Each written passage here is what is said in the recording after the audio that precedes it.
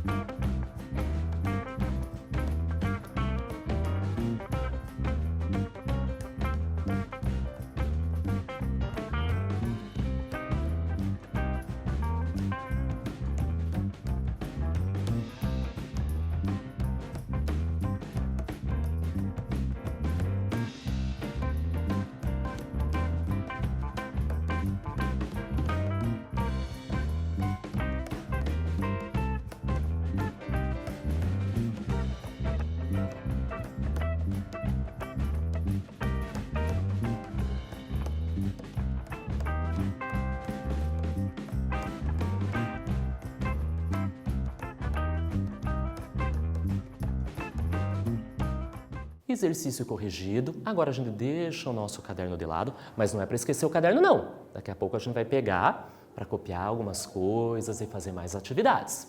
Bom, o que a gente vai fazer na nossa aula de hoje? A gente vai relembrar sobre a célula, que forma os nossos corpos, os corpos dos animais, das plantas, a função. Mas antes da gente relembrar isso, olha essa imagem bonita que eu trouxe para vocês. Percebam na coloração, quem aparece, quais estruturas que aparecem nessa imagem e eu trago perguntas para vocês. Quais seres vivos você consegue observar nesta imagem?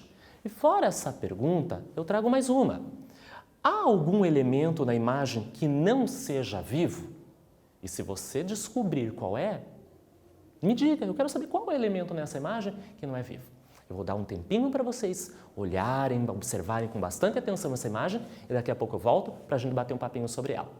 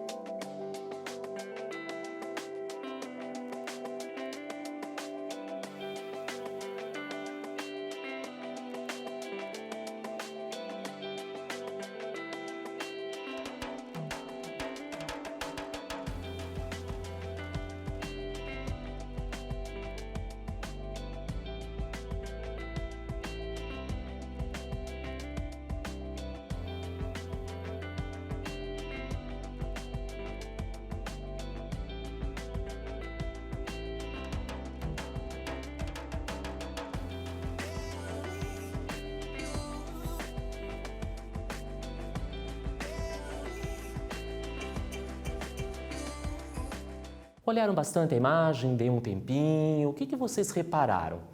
Ah, Fabiano, você pergunta assim, ó, quais seres vivos eu consigo observar nessa imagem? Ah, eu só consigo ver uma mosca. Você está certo, mas tirando a mosca que está aqui no centro da nossa imagem, tem mais algum ser vivo que está participando dessa imagem? Você vê folhas, você vê um galho. Então significa que embora você não veja, visualize o ser inteiro, a gente percebe que tem uma planta, né? Pelas características, aqui eu consigo ver um galho, dá para ver aqui espinhos, folhas, tá meio embaçado, mas nós temos dois seres vivos. Um animal, né, a mosca, e um vegetal, uma planta que eu não sei qual é, porque eu não consigo vê-la inteira, mas nós percebemos dois seres vivos.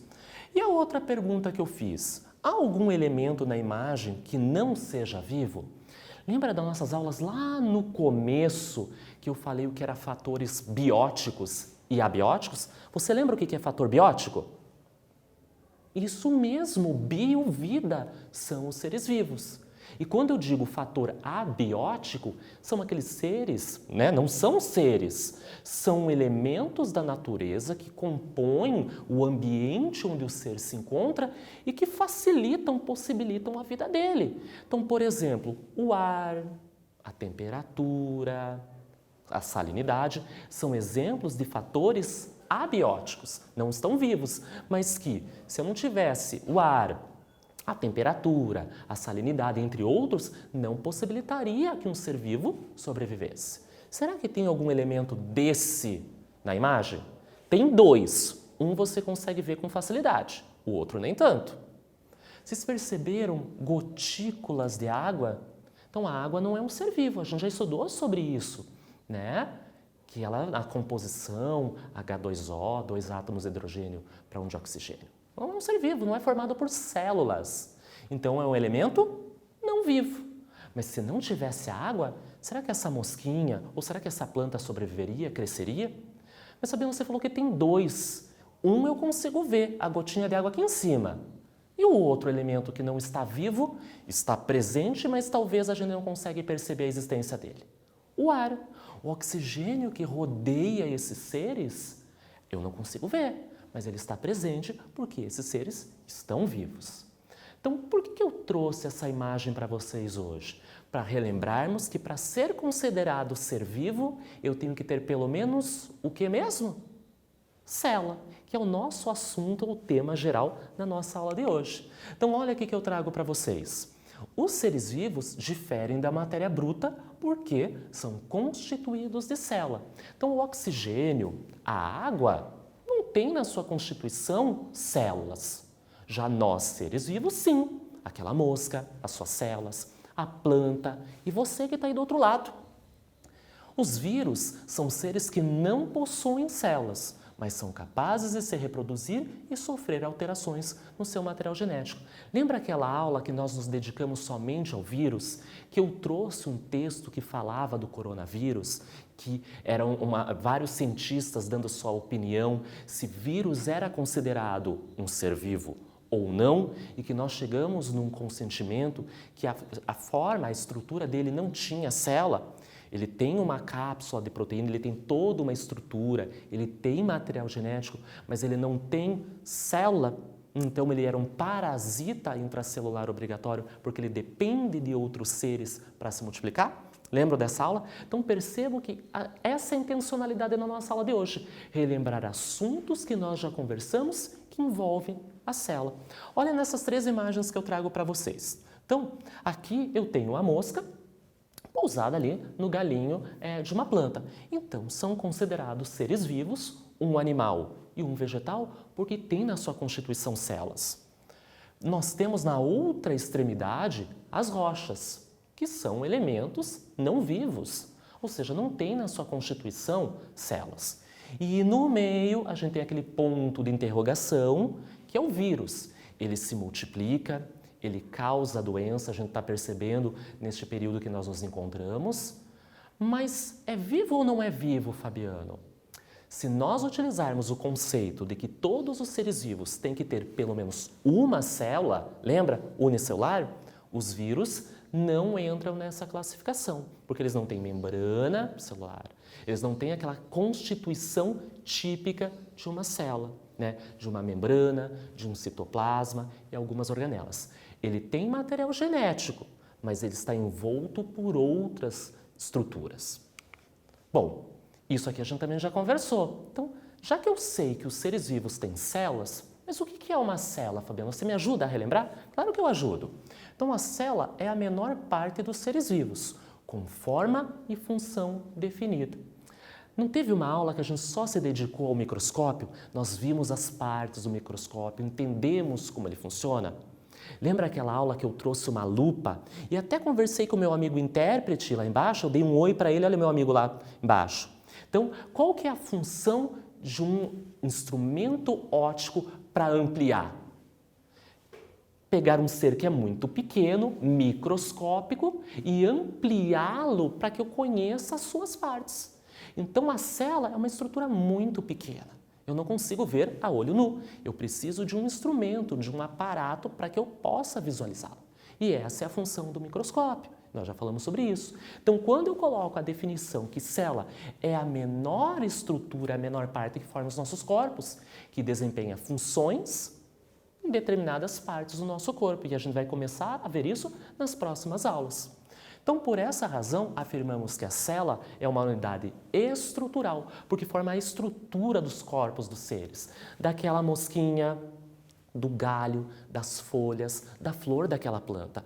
Do meu corpo, do teu corpo, forma a nossa estrutura. A minha pele, os meus ossos, os meus órgãos, os meus músculos. E também é uma estrutura, uma unidade funcional, porque dependendo da célula, ela desempenha uma função. Carregar o oxigênio, transmitir o impulso nervoso, fazer a contração do meu corpo que facilita a minha movimentação. Então, olha que legal essa animação que eu retrago para vocês. Eu tenho diferentes formatos de células, cada uma com uma característica específica que a gente vai ver a partir das próximas aulas. Já que a gente está falando de célula, vamos lembrar de uma pessoa, um pesquisador que descobriu e deu esse nome, batizou uma estrutura de célula? Bom, essa estrutura foi inicialmente descrita por Robert Hooke. Lembram dele? Ao analisar um corte de cortiça.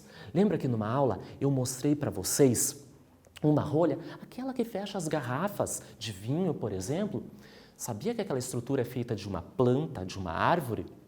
Robert Hooke pegou um pedaço bem fininho desta cortiça e olhou no microscópio. E lá ele viu um monte de buraquinhos. E esses buraquinhos, esses espaços vazios, ele chamou do quê? De célula. Mas lembra que a gente conversou que não foi bem isso que ele viu? Ele não viu bem a célula, e sim o espaço que a célula ficava?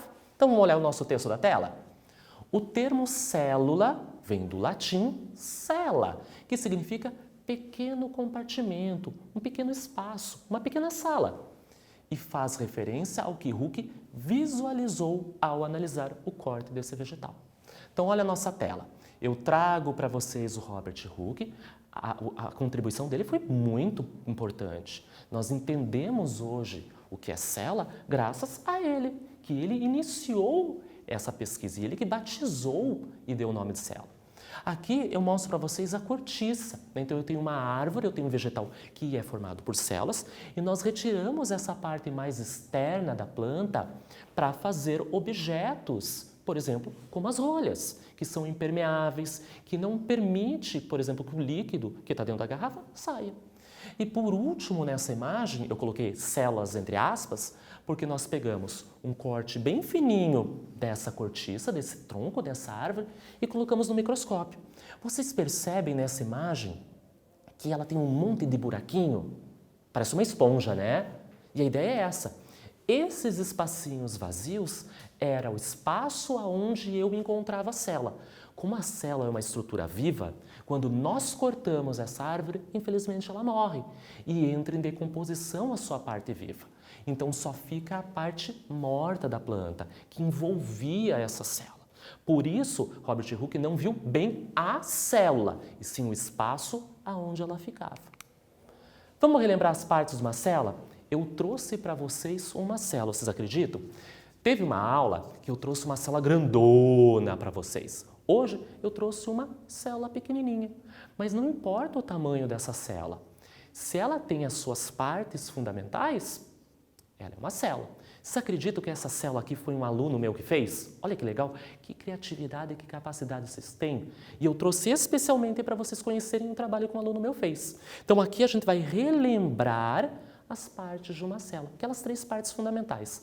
A membrana plasmática, mais externa, por exemplo, essa parte aqui como se fosse a casca da minha célula, que delimita o que é fora do que é dentro. Depois a gente vai falar do citoplasma, que preenche essa minha célula, que dá formato, que dá volume. E nós vamos falar também do quê? Do material genético. O material genético ele fica dentro de uma região chamada núcleo. Claro que essa célula que eu apresento para vocês tem muito mais estruturas. Tem as organelas, que eu falei para vocês, que a gente só vai aprender no 7º ano. Então vamos lá para a nossa tela e daqui a pouco eu volto para mostrar mais um pouquinho o nosso modelo de célula que eu trouxe para vocês. Então percebam que na nossa tela eu trago para vocês a imagem com as 3 partes fundamentais da célula. Então, a célula apresenta uma estrutura básica, formada pelo número 1, membrana plasmática, 2, material hereditário e 3, citoplasma. Então, percebam que esse desenho representa a realidade, né? Então, ele não é uma célula real, ele vai representar a realidade, o que é uma célula.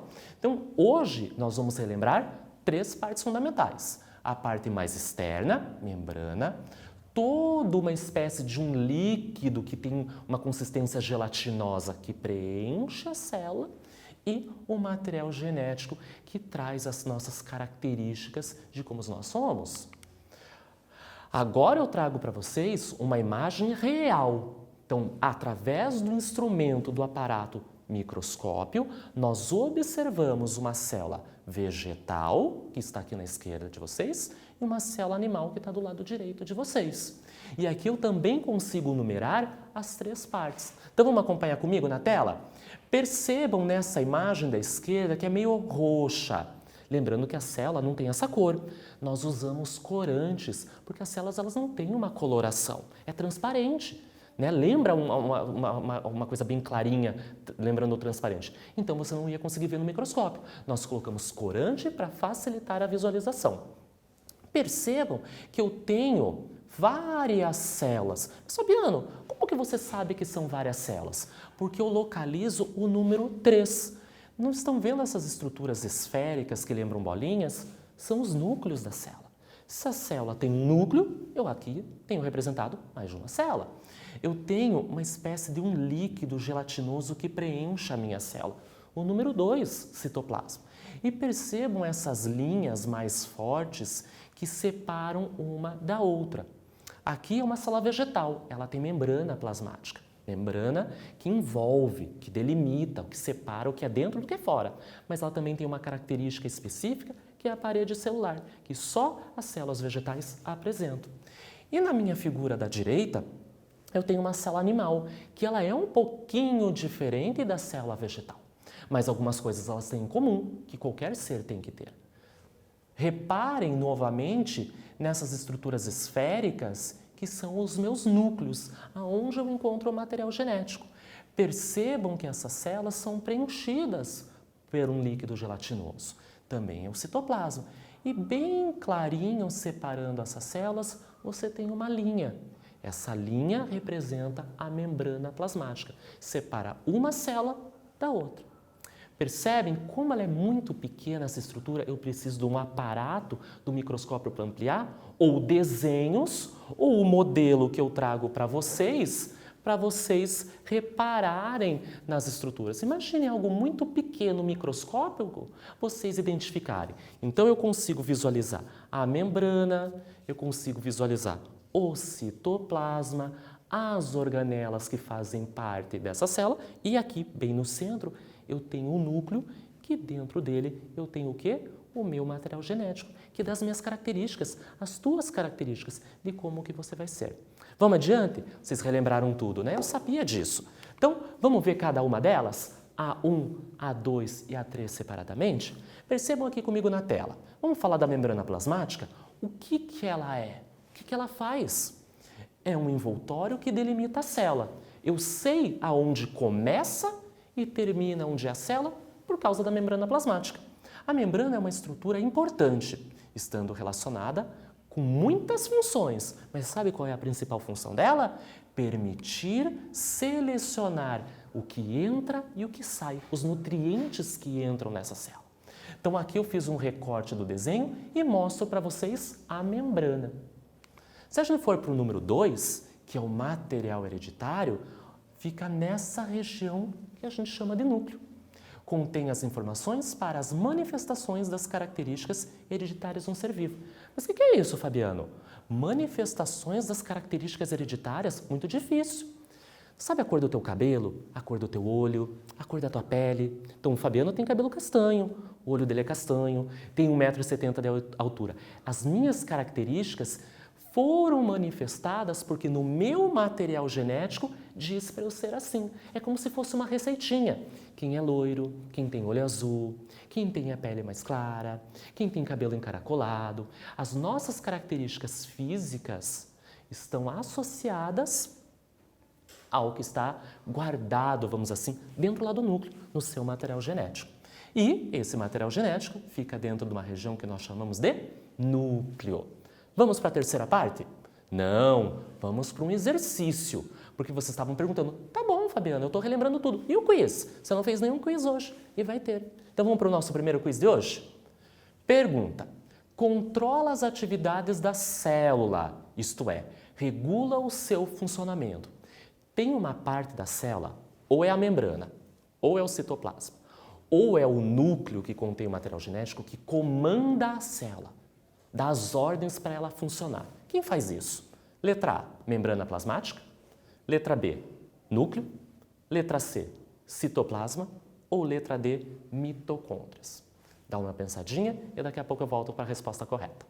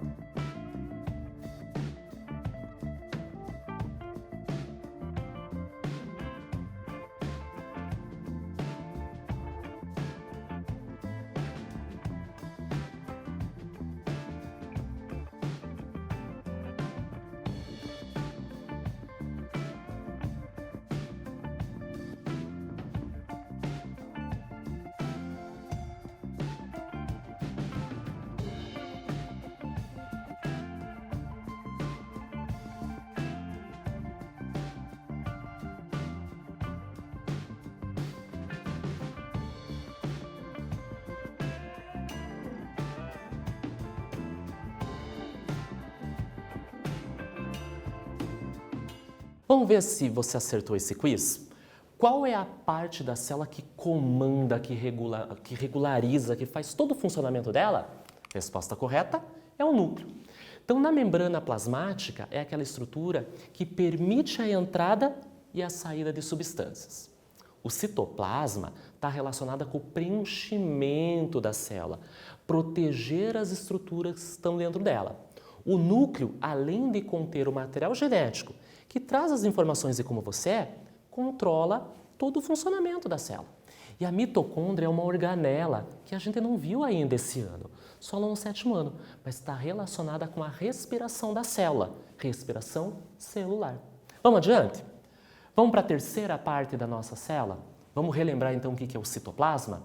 Então, o citoplasma é aquele líquido viscoso que preenche a célula, dá formato para a célula, no qual estão o quê? Imersas as organelas, que vão proteger essas organelas de choques mecânicos, de batidas, que elas sejam destruídas, que são os componentes essenciais para o funcionamento da célula, para ter várias funções que ela desempenha. Ficou claro essas 3 partes? Então, vamos para mais um quiz, porque eu sei que vocês gostam dessa parte. Bom, qual é o material gelatinoso que preenche o interior da célula? Eu falei isso agora há pouco, vocês estavam prestando atenção? Se prestou atenção, vai acertar o exercício. Quem preenche a célula? É a letra A, membrana plasmática? Letra B, núcleo? Letra C, citoplasma? Ou letra D, mitocôndria? Eu já dei a resposta agora há pouco quando eu corrigi o quiz anterior, mas eu quero ver se você prestou atenção. Eu já volto com a resposta correta.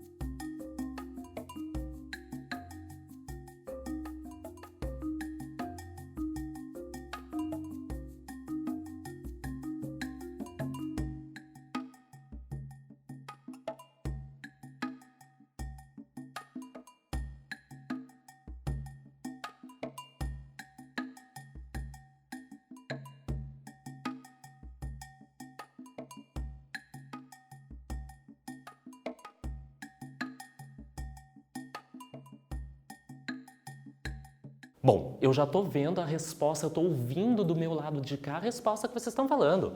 Fabiano, aquele material que preenche a célula, que é gelatinoso, só pode ser citoplasma. Corretíssimos vocês que marcaram, que falaram, eu ouvi aqui, vocês juram? Eu acredito, eu ouvi que era citoplasma. Bom, já que eu conheci, eu relembrei as 3 partes da célula, vamos adiante, tem mais coisa para a gente relembrar. Lembram da teoria celular? Que todo ser vivo é formado por células? Isso. Vamos relembrar quem disse isso? Quem pesquisou sobre isso? Bom, em indivíduos unicelulares, que são aqueles formados por uma única célula, constitui todo o corpo deles, como uma bactéria, por exemplo. E nos seres multicelulares ou nos pluricelulares, como nós, aquela formiga, aquela planta, nós temos células formando nosso corpo. Então, nós temos esses 2 pesquisadores, o Matthias Schleiden e o Theodor Schwann, cada um na sua área, um era botânico e o outro era zoólogo, estava estudando plantas e animais. E nos seus estudos, após Robert Hooke, eles observaram no microscópio que esses seres são formados por células. E daí eles fizeram em conjunto essa teoria que eu chamo de teoria celular, que está aqui na nossa tela em negrito, que todos os organismos vivos, todos os seres vivos, são formados por células. Se não é formado por célula, não é um ser vivo, que é o caso do vírus. Por isso que nessa classificação, baseado na teoria celular, vírus não é considerado ser vivo. Embora ele cause doenças, ele se multiplique, mas ele não tem na sua constituição essas três partes que nós relembramos na nossa aula de hoje. Bom, relembramos a teoria celular? Então, marque a alternativa que indica o único ser que não obedece à teoria celular. Fabiana, você explicou isso, eu lembro naquela aula. Você retomou isso hoje. Eu vou acertar esse exercício, rapidinho. Então, quem não obedece à teoria celular? Você tem que lembrar o que ela diz. Será que são os vírus? Letra A. Será que são as bactérias? Letra B. Será que são os fungos? Letra C. Ou nós, seres humanos? Letra D. Eu vou dar um tempinho e já volto com a resposta.